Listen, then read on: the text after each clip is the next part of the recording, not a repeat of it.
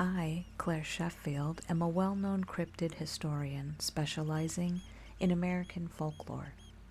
As a recipient of several research grants from the Sheffield organization, I take great pride in my research on the supernatural and paranormal. My papers are not any you would see published in a scientific publication. Not everyone can appreciate the science behind paranormal encounters, but nonetheless, I continue my pursuit of answers to age-old phenomena. Among online message boards, there is no scientific evidence as hotly debated as something commonly referred to as the 3 days dark, or in some circles, the dead calm. According to popular belief, an entity exists beneath the Atlantic Ocean, surfacing rarely and seemingly at random. Its presence is marked by several unnatural events, most of which are up for debate. I've seen a range of theories, from strange music to cannibalism, with almost all agreeing on one specific event: the sun and moon ceasing to be visible, causing a pitch darkness that lasts 3 days and is culminated by the being itself appearing. Upon comparing this story with recorded interviews about folklore from several islands near where it has been said to occur, I found an interesting theme linking several stories together, one single name used throughout several legends. This and other identifying features will be redacted from my personal account of the 3 days dark in order to protect the safety of those wishing to recreate my experiment. Rest assured, I will be continuing my experimentation in my own time. All this to say, with a generous research grant from the Foundation in response to my yet unpublished essay on Bigfoot, I was able to secure a spot on an upcoming cruise that makes its passage through the Atlantic Ocean. From the few stories I found online, I knew my recollection of the events would be hazy, so I decided to keep a journal as it was happening. The following account is of those 17 days spent on board the Alexander, of which I and the rest of the passengers aboard remember 14. Outside of this diary and the unfortunate loss of several lives, no evidence exists to tell us what truly happened on the 3 missing days. Day 3, morning. Days 1 and 2 were spent mostly unpacking and adjusting to the sea. I found little to comment on, preferring to spend most of the time in my cabin or at the numerous bars aboard the ship.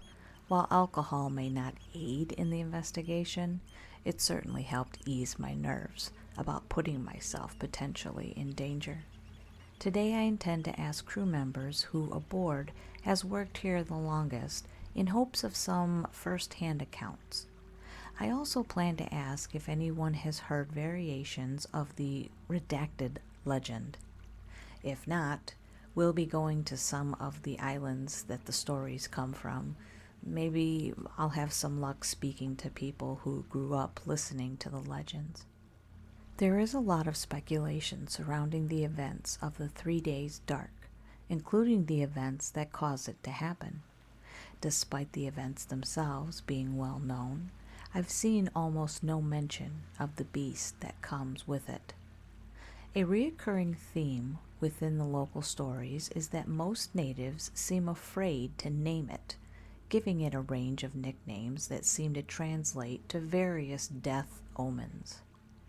Most stories seem to agree that something causes the beast to appear, but whether it can be predicted or recreated is anyone's guess.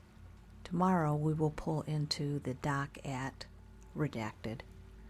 I hope there will be some answers for me there. Day 3, night. The questioning of the crew members was fruitless. Everyone had heard stories of people disappearing on board, but no one had heard of the stories from the islands. Even the people who had worked at sea the longest had nothing to give me but confused looks. All hope of continuing the investigation felt as though it must halt until we arrive at the island. That is, it felt that way until about 5 minutes ago. It's currently just past midnight, and I was awoken during the night by a loud thump, except that it continued like a heavy rain had started all at once with no build-up. Clear skies having turned to immediate downpour within seconds. As I realized this, I noticed another thing. Since the beginning of the cruise, I could feel a subtle vibration of movement underneath me as the ship sailed. Not distracting, but noticeable. I realized that it too, like the clear sky, was gone. I leaped from my bed, anxious to make sure I was correct in what this could mean. Looking through the window past my private balcony, I saw the endless expanse of the nighttime. Not a single star or moon in sight. Day 4, day 1 of the dead calm. I am a bit embarrassed to admit I woke up bright-eyed and bushy-tailed today, even without my usual alarm. Despite my experience researching the paranormal, this is my first true supernatural experience, and I'm excited to get first-hand accounts. I've never seen a written record of the days to come. There's something uniquely gratifying about being the first, despite the terrifying circumstances. Upon waking up, the first thing I noticed was that my alarm hadn't gone off. I tried in vain to turn on my phone, only to realize quickly that it wasn't functioning. I was grateful that I had been documenting in a journal, so nothing was lost. I checked lights, outlets, and air conditioning, and all seemed to be fully off, though the water was still functioning. The storm hadn't slowed. It was as ever-present as the night before. There was no thunder to accompany the eerie steady rain, and when I left my cabin, I noticed there were also no wind or clouds. The sky was as endless and pitch dark as it had been the night before, and without the lighting on the ship, everything was thrown into shadows. The thick sheet of rain made it hard to even look up at the empty sky when not peering through a window. All this to say, I was thankful for the tiny flashlight I'd thought to bring, which allowed me to read the handwritten note that had been taped to my and seemingly every door. Promenade deck ASAP. The stairs weren't as crowded as I assumed they'd be, most likely because I'd woken up early. I wonder if some people didn't leave their rooms or somehow missed the notes altogether. Seeing the crowd gathered in the center of the small shopping area as I walked down the staircase, I assume many people had simply chosen to keep to themselves until the power turned back on. The passengers were huddled together, sharing the light of the few flashlights people could gather. I noticed two things quickly. Every nearby restaurant and store was closed for business, with metal gates blocking them from entry. This didn't surprise me due to the second thing I noticed. Among the crowd, there was not a single staff or crew member. Whether they were dealing with other issues elsewhere on the ship or something was keeping them from us, I can't be sure. I haven't seen any this morning. I've never felt as useless as I did amongst the crowd of panicking guests. I thought to tell them what I knew, that this was a sign of something bigger happening. But I knew that my knowledge ended there. I had nothing to contribute about where to get food from or even where the employees were. I had no extra batteries or flashlights. I hadn't planned on the electricity going out. In fact, I'd prepared for very little, aside from a relaxing vacation and some stories from locals that I could Google from the safety of my suite. I'd heard a number of rumors, but put so little stock in the very thing I was researching that I was left empty-handed, save for a flashlight and some contraband scented candles. This has been a long entry, and there will be more to come later. Day 4. Evening. It's strange, the things we do in adversity. The crowd of people on the promenade deck grew to be over 200. I realized why such a small portion of the ship had gathered. Very few people had any means of reading the note. The woman who wrote all of them, Carol, is a well-meaning woman who hadn't thought of the logistics of gathering such a large group of people. I don't think she ever meant to lead them. I think she was just scared in the dark all alone. Most of us haven't eaten today. A small group of people managed to break into the kitchen of one of the restaurants on board, but they said the food is rotten beyond salvage. Carol and about 10 other people were hungry enough to take the risk and eat it, but they said it didn't just taste rotten, it tasted wrong. It was much too far gone to have only been unrefrigerated for a few hours. One of the 10 claims he found maggots in his portion of fruit, but I think he just wanted something to complain about aside from the insane situation we've been put in. Aside from the storm and the power and the food, things were oddly calm amongst the group of strangers gathered by bizarre circumstances. Some parents offered to take turns babysitting all the kids at once to give each other a break. A few small groups have been attempting to collect and distribute food, but they don't seem to be worried yet. They don't know what I know, exactly how long this will last.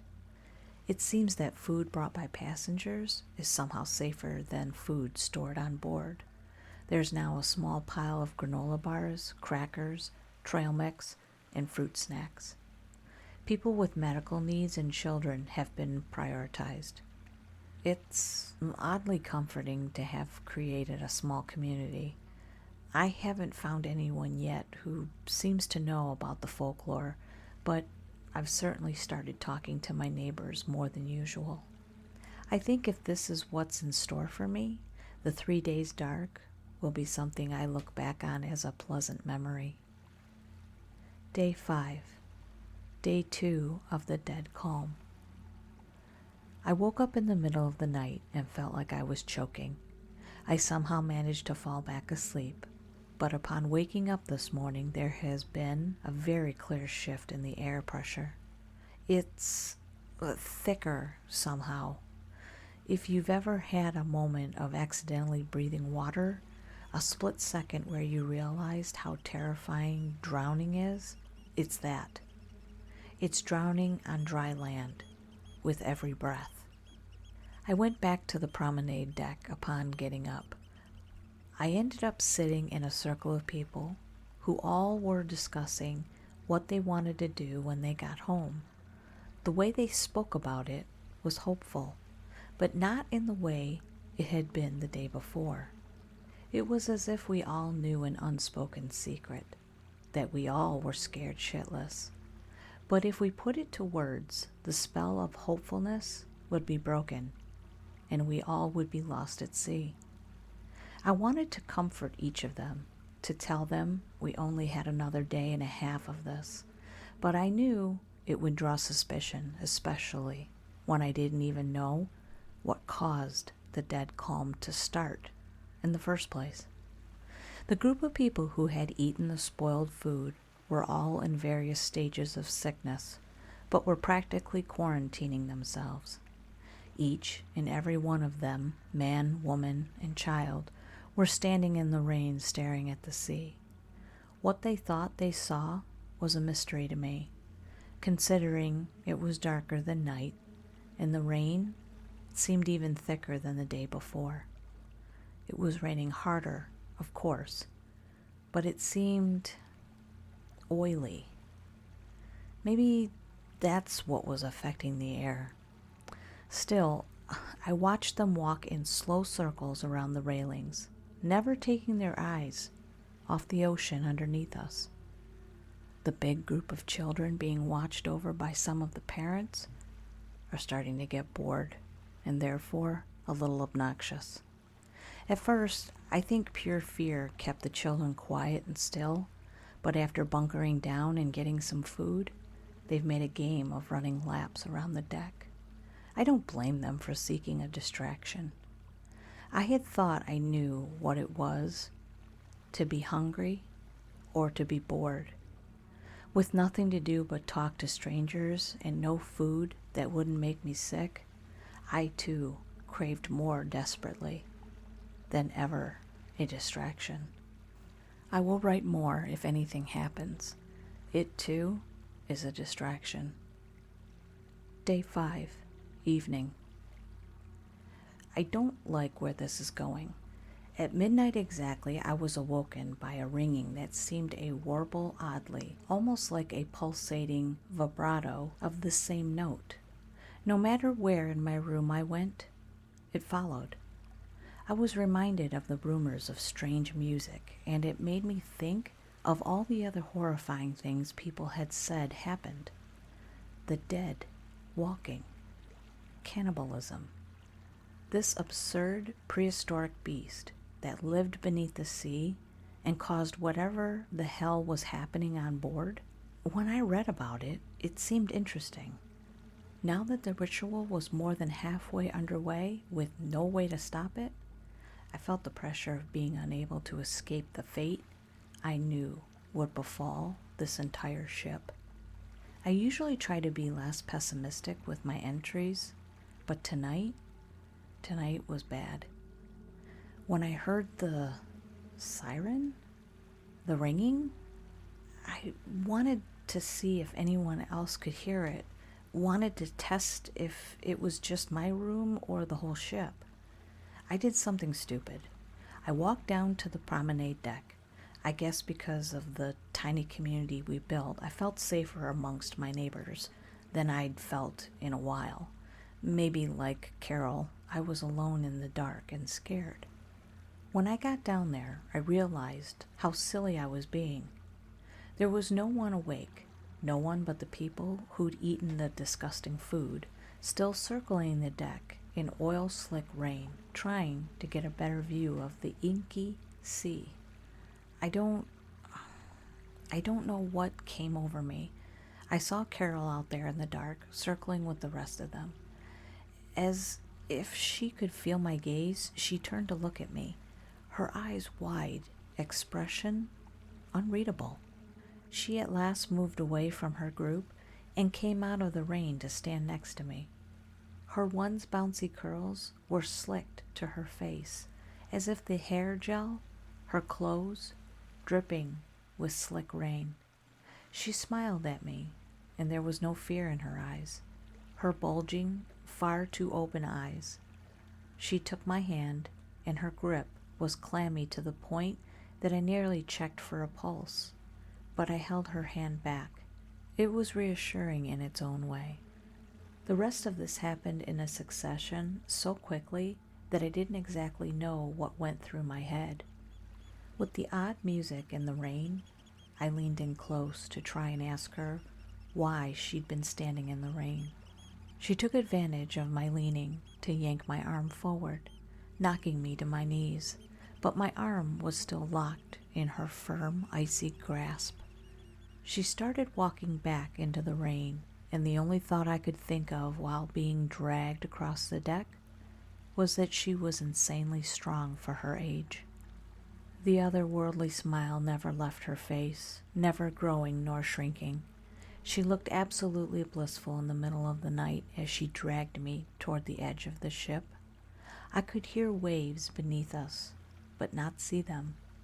Something about the fact that I could still hear the ocean through the rain and music startled me back to my senses, and I wrenched my arm away from Carol and ran.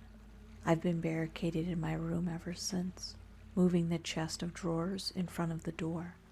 I didn't notice until after I was out of it that the rain had changed again. Rather than slick like oil, it was now practically gelatinous, sticking to every inch of my skin. I showered for over an hour just scrubbing and scrubbing, desperate to be free of it, thinking of all the people standing in the rain, seemingly unfazed. I can't help but shudder. Their circling reminded me all at once of vultures. My door is locked and barred from entry, but I don't think I'll find sleep tonight. Day 6. Final day of the dead calm. The ringing hasn't stopped. I buried my head under blankets and shoved tissue paper in my ears, but it didn't even dampen the sound. At this point, it feels like it's coming from within my very body. I don't like it. It makes my hair stand on edge. It feels like an omen of some kind. It's hard to tell day from night here, but I think it's somewhere around noon. I decided earlier to look out of my balcony. I could see very little through the rain, but it looked as though the sick were continuing to try and push people over the edge of the ship. Considering how easy it was to escape, I wasn't worried, but still, it was a frightening thought. I'm writing this entry because something happened. Since what I assumed to be last night, when I was nearly thrown overboard, every few minutes there has been a very soft knock at my bedroom door. Over and over it happened, and I began to think, is it Carol? How does she know which room is mine? Am I really safe here just because of a chest of drawers? Long story short, I'm writing this from the inside of my bathtub while holding a kitchen knife. If somehow Carol gets through, she won't catch me unarmed with my back turned. It's odd though. Ever since I changed rooms, I could swear the knock is coming from both doors. It gets a little louder each time. Day 6. Evening. I came out of my bathtub when I realized that the knock was coming from both doors at once. It wasn't Carol come to take me away. It was something to do with the 3 days dark. It felt silly holed up in my bathroom as a historic event took place. I'll keep you updated. Tonight should be the night this finally ends. I'm hungry and exhausted and bored to tears.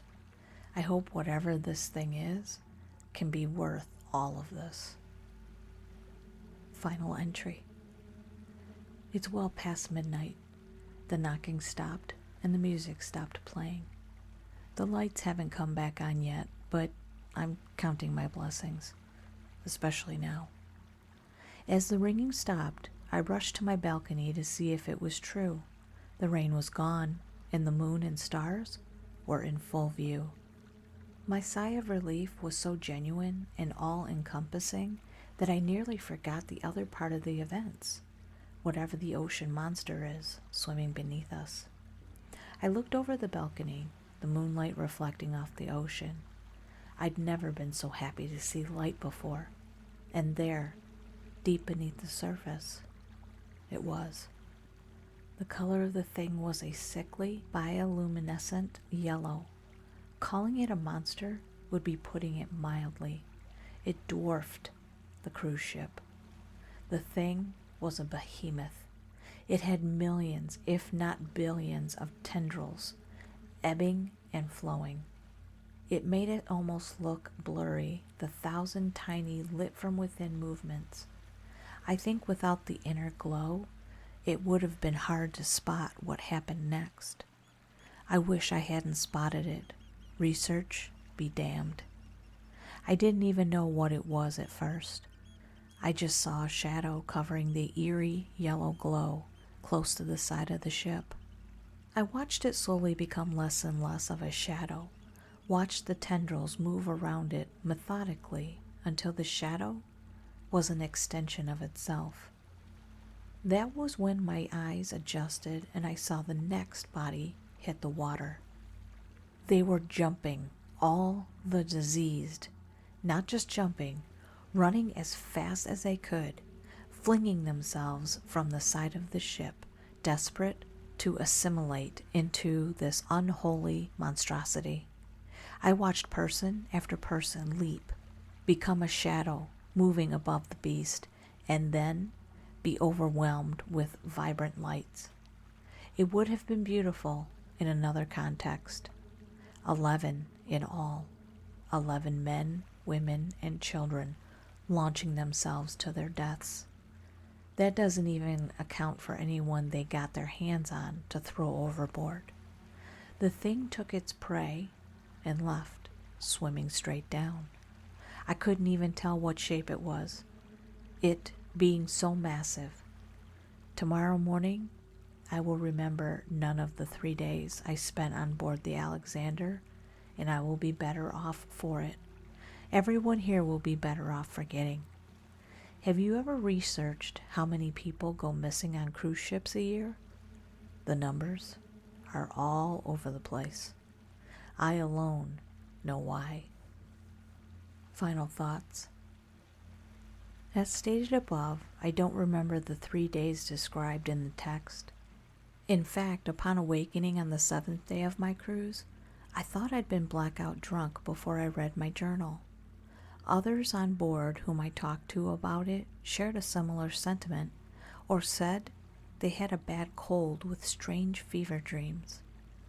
Not long after I finished reading my journal, we docked at the first stop of our journey. I spoke to many people native to the island that day, some of whom had grown up listening to legends of the monster beneath the sea. One man, though, I will never forget. Upon telling him that I was writing a research paper, he seemed confused. I showed him my journal, and after the first page, he looked at me with seriousness and fear I had seldom seen. He asked where I learned the name I had written on the page.